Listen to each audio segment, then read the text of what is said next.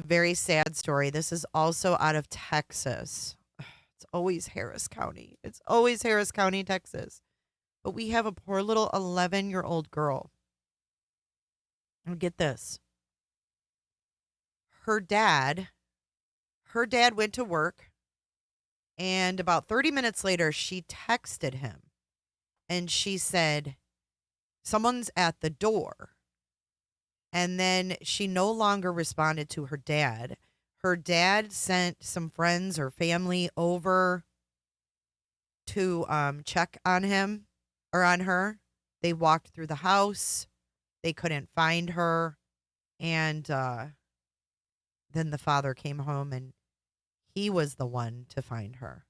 So this is the press conference. They have no suspects. The dad's alibi checked out. He was at work. So dad's not a suspect. And mom is in, I think it's Guatemala. They're from Guatemala. Mom is still back in Guatemala, but dad went to work. Like I said, she said someone's at the door. And then no one heard from her again. Well, she was found deceased under her bed. And we're going to watch this press conference, and then we'll get into more details of how exactly this little girl was found. So let's take a listen to this press conference. It's press conference Wednesday, I guess. Here we go. This past Saturday at about 3:07 p.m., our officers were dispatched to an apartment complex at 1004 Main, apartment number 24. Our dispatcher originally received a call of a 11-year-old not breathing. Our officers, as well as paramedics, responded to the scene. The 11-year-old victim was pronounced deceased at the scene by paramedics. We immediately began an investigation involving our detectives. The case has since been ruled a homicide. The 11-year-old was her death as a result of strangulation, and the investigation also revealed that she was sexually assaulted. The victim and her father are both from Guatemala, and they're the only two people that live there at the apartment. On Saturday, her father left for work at about 9:45 a.m., and shortly after leaving, shortly after 10 a.m., he received communication from his daughter that there was an unknown person or an unidentified person knocking at the front door. That was the last communication he had with his daughter. A little later, he asked some family members that also live in the complex to go check on his daughter because he hadn't heard from her.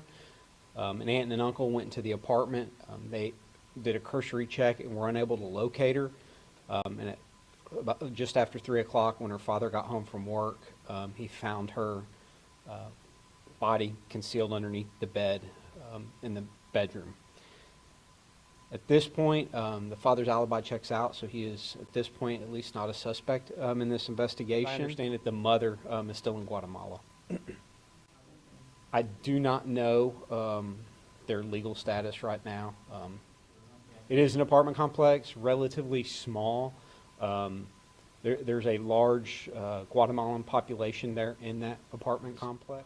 This is the apartment. Whoever saw something, around 10 a.m. or just after 10 a.m. on Saturday at that particular apartment, we're asking them to come forward with a... There was some communication. I don't want to divulge what the communication was back and forth yet at this point. I will say, he asked if somebody entered. She didn't respond, and that's the last communication there is. And so we have our federal partners that are working with us as well, as well as our investigators, our crime scene unit, the medical examiner's office. I bet you that there's people that are not here legally, and that's why they're not getting any tips.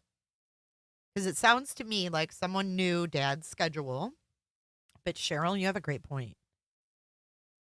She said he waited until he got home from work. He didn't just leave work. Be sure to check out my other videos and playlists for more true crime content. And if that's not enough, you can join our Patreon. Don't have a tinfoil hat? It's okay. We'll make you one. It's that easy. See you guys in the next video. See you later. Bye.